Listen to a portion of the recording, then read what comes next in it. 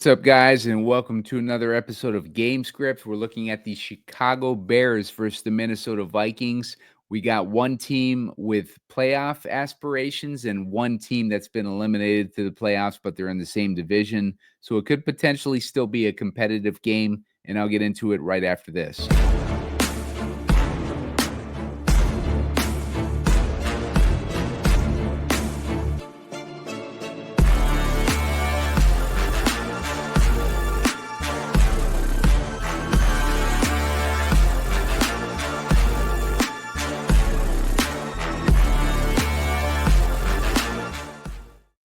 What's up, guys? Simon Edwards at PumaCom here with Heatseeker Sports, and you're watching GameScript, looking at the special Monday night edition of GameScript. We got two Monday night games. I'm going to be breaking down the Minnesota Vikings versus Chicago Bears in this episode. We got a game where Minnesota is playing for first place in their division and potentially a first-round bye still. Like, they've got the Lions, who just lost their game tonight. So that sets up Minnesota in a must-win situation to potentially set themselves up with a first-round bye, depending on how the rest of the season plays out. Looking at a 44.5-point total, with Minnesota as 7-point favorites in this one against Chicago, who's been eliminated from the playoffs, but they could be trying to play a spoiler against Minnesota, their division rivals, and Chicago probably going all out to try to win this game, honestly. But they're just not a very good team, and they have a lot of damage to their offensive line and to their defense that should play a role in how effective they'll be able to be in being that spoiler. So make sure to hit that like button. Give me the 30 likes so we can put out a shorter video later on, or at least put my favorite picks in the comment section. Make sure to subscribe to the channel. I have a bunch of shows coming up, like these next few weeks with playoff best ball coming up and all that kind of stuff. So make sure to hit the subscribe button so that you can sign up for alerts for when all those shows come out. So let's dig into this. Going to look at this player pool here. Justin Jefferson, obviously in a like a decent spot. Chicago has been giving up only 13.8 DraftKings points a game to wideouts, but they've been giving up 13.7 to slots, and that's where Justin Jefferson's running 38% of his routes. Justin Jefferson, kind of a like matchup-proof situation regardless. Last time he played against Chicago, he only had 4.7 DraftKings points. So that's something to keep in mind with him in this potential matchup, especially if the Vikings run away with this one. Like maybe they don't need Justin Jefferson to have as much volume in this one. He only had 5 targets in that last game. They won 30-27 in that one. I would imagine the same corner is going to be on him. We can go over to the depth chart here. All right, so you can see Jalen Johnson, I believe, is probably the guy that's shadowing Justin Jefferson. But you can see the damage that's been done. We got Brisker out. He's the main one. We have a starting defensive tackle out. We have all sorts of damage on the offensive line. The starting center is out. The starting left tackle is out. Like just all sorts of damage in general. Roschon Johnson is also out for the Bears. And let's see. I forgot to mention in my other show, I did a 2-game show. I forgot to mention that Max Crosby is out. At least I think I forgot to mention that. But let's take a look back on Justin Jefferson here.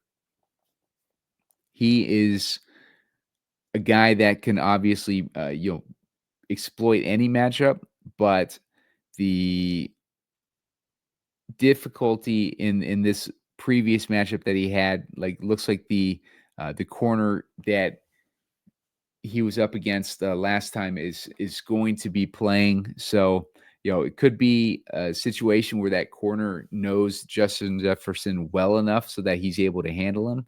And like I said, if Minnesota has a big enough lead in this one, they may not need Justin Jefferson, and they may focus on these other targets while Justin Jefferson is getting covered. Darnold, it's going to depend on how much volume he's going to get. Like I said, like with the Chicago situation, we don't know how much volume he's going to get, how competitive they're going to be. But, he's obviously capable of putting up some good points. He put up 24 against them last time. That was a much more competitive game, 30-27. If we're projecting this one to be, like maybe a less competitive game, then that is going to make Aaron Jones more interesting to me instead. Chicago gave up 23 DraftKings points to him last game that they played. They're giving up 24.5 DraftKings points a game to running backs in general. So Aaron Jones is going to be definitely in play this week. Caleb Williams is capable of putting up a good game. He put up 29.9 against them last time that they played. And you can see he had a stretch there where he had some decent games. He's had a bunch of games over 20 DraftKings points, but he's also had some duds mixed in with that. So Caleb Williams missing almost his entire offensive line, or a good like a good dent in that offensive line this week. So Caleb Williams might be more susceptible to that Minnesota blitz this week. I was reading Rich Rebar's article, and he was talking about how Minnesota actually blitzed Caleb Williams a lot less last time because Williams was doing well against the blitz. But I think with all the damage maybe to the offensive line, maybe Williams is less successful this week. Jordan Addison, same difficult matchup against the Chicago secondary, but at least he shouldn't get the stud cornerback coverage. So Jordan Addison might be set up to have a better game than Justin Jefferson this week. DJ Moore has been getting a lot more targets, a lot more work since they made the switch of the coaching staff with the offensive coordinator and the head coach. So DJ Moore is going to be like a guy that we can keep in our player pool. We can keep DeAndre Swift probably out of the player pool because Minnesota is a really strong defense against the run. They're only allowing 17.8 DraftKings points a game, but Swift might have a hit on ownership, and any one of these teams can go and find themselves at the 5-yard line and run in a touchdown relatively easily. So like Swift can definitely make an impact on this game, depending on like how things go with these Chicago drives and how competitive they are. But I would tend to get away from Swift this week with the way that I think that this script plays out. Keenan Allen is. He had a couple big weeks there, 23 DraftKings points and 24 DraftKings points. Again, with this new coordinator, getting these guys more involved. Allen, while these other guys have been getting 20 plus target shares percentage wise, Allen has been getting a little bit less than those guys. But as you can see, he had 15 targets recently with 8 targets and 8 targets and 5 targets. So, he's definitely capable of pulling some big targets. Actually, this looked like he's had, like, even earlier in the season, he had an 11 target game, and then he had that 10 target game. But 8 targets, 5 targets, and 15 targets the last few games. So he's definitely capable of getting targets. And versus the Minnesota slot defense, they're only giving up 12 DraftKings points a game to slot receivers. So not the best matchup for Keenan Allen, but if they're going to be throwing it to him, then he's going to be interesting. Odunze, you can see difference. He caught 2 touchdowns last week, off 5 targets, had 6 targets the week before that, and then he had a couple 10 uh, target weeks himself.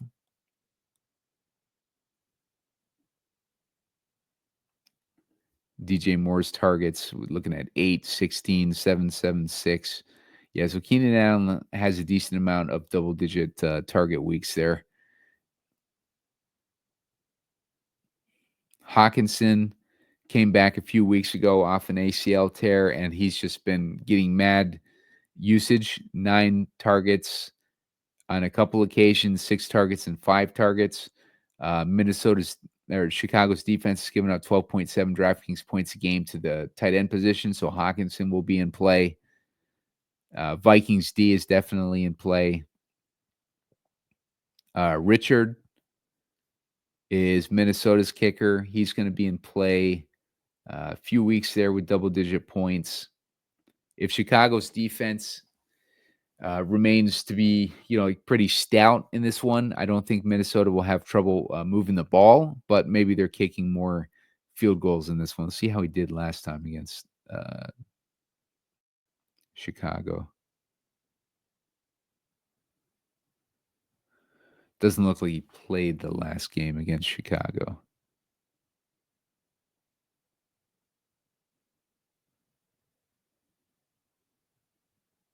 Yeah, so I don't know what the if he was hurt or what the situation was that week, but let's look at Santos. Santos against Minnesota in the last game had 9 DraftKings points. Would probably lean towards the Minnesota kicker over the Bears kicker, but like if this game stays competitive, if Chicago shows up in this one, then he could definitely play a role in this game. Cole Kmet, Minnesota has been giving up 11.4 DraftKings points a game to the tight end position. Roshan is out, like I mentioned. Even with him out, I don't like DeAndre Swift anymore. The Bears D might be in play. Darnold is capable of making mistakes. Jalen Naylor is one of the slot receivers for Minnesota, so he's going to have that same type of matchup advantage in the limited snaps that he gets. Let's take a look at how many snaps Naylor's been getting.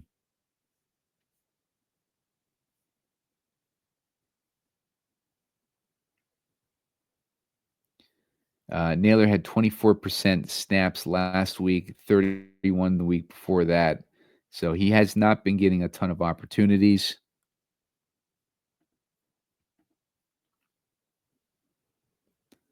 Akers, Oliver. Oliver might be interesting here. He's pretty expensive at 2,800.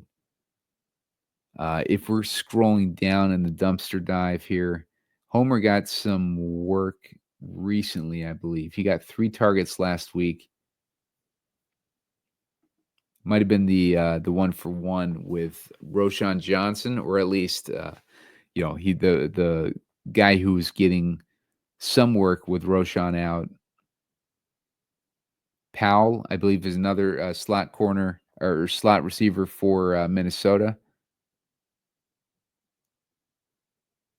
I think that's about as low as I would go. Everett would be interesting. Has not been getting the targets though, despite the glasses.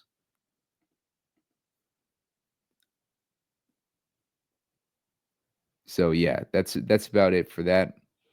Let's start building a lineup. I'm gonna go with Aaron Jones and the captain. Probably gonna be a popular play, but like I do like him this week.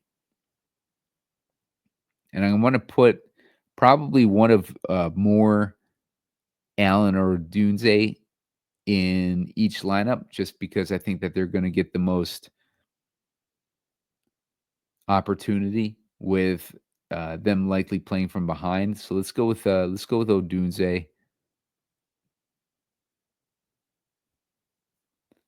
Let's put Jefferson in there. I don't think we necessarily need to use quarterbacks in this one, but I'm gonna put Caleb Williams in this one. If we're going cheap, we could put in Santos and see where that leaves us. 2,200 leaves us with like Homer and these guys. Let's take Jefferson out and put in Addison. Leaves us with 5,800. So that's going to leave us at least with Hockenson as an option. Minnesota's defense and Reichart. So that's a little bit easier direction to go, but obviously we're fading that upside of Justin Jefferson in hopes that maybe he's just got a less volume day. He's taking one for the team and being a decoy, letting Addison get a lot more work. But let's say that Jefferson does have a big game. Let's put Jefferson, the captain. Let's put Darnold in there with him, and let's put Jones in. Leaves us with 3,800 per guy. You're going to want at least one of these receivers. So let's go with Odunze in this one. That leaves us with 2,500 per guy. So situation where I'm definitely going to have to go like looking in the dumpster for somebody. And it doesn't look like there's a lot of guys that are worth even considering. Maybe Ty Chandler. How much work has Ty Chandler been getting? Not a ton.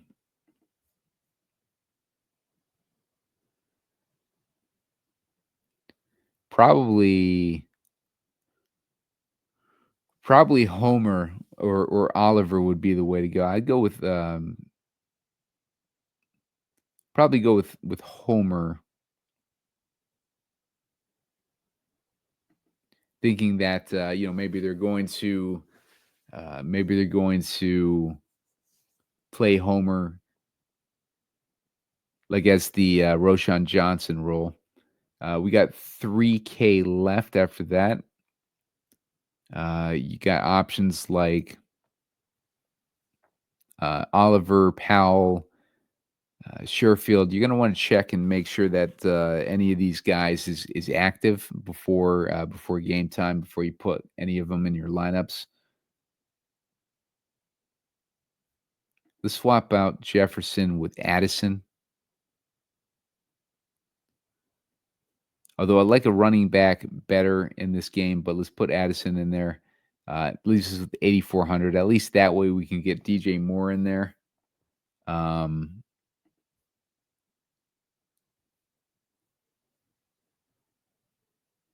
Yeah. So let's put DJ Moore in the captain.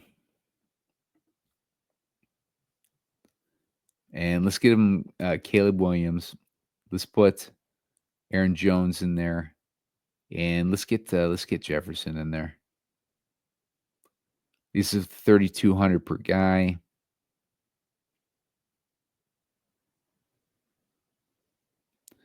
Let's say we wanted to put Powell in there. Like, keep in mind, Powell might be inactive for all I know tomorrow. It's going to leave us with 5,200. Puts us in Santos, Komet, Bears D range, guys like that. So it's going to be, a little bit tricky to build these lineups without having the ownership and everything like that. But once I have that, I'll have a better idea of which guys that I want to try to build around. You're always trying to build around your captain choice, like whoever you choose as captain. I have Caleb, throwing him the ball, and then maybe getting the kicker in there too. We know that Minnesota's run defense is strong, so maybe they're not able to run the ball into the end zone if they're able to move it, and that's going to set up Santos to have a decent game. So, bunch of different ways that you can go with this one. I think that ultimately the situation is going to be that Minnesota takes a big lead in this one. Chicago is incapable of climbing out of that hole, and that is going to set up a run game for Minnesota, and Chicago throwing from behind throughout most of the game. Make sure to hit the like button. Get us the 30 likes to put out a shorter video later on. Make sure to subscribe to the channel. I need about 70 subscribers to hit my goal of 1,400. And thanks, guys. I will see you guys later on.